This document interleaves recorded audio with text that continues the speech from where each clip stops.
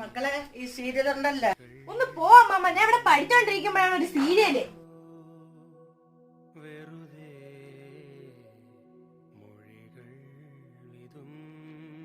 മക്കള് വന്നാ ഈ മക്കളെ ടി വി അമ്മമ്മ ഞാൻ നടന്ന് തളർന്നു അമ്മമ്മ. ഭയങ്കര വെയിലായിരുന്നു. ഇത്തിരി വെള്ളം എടുത്തേരോ? ശരി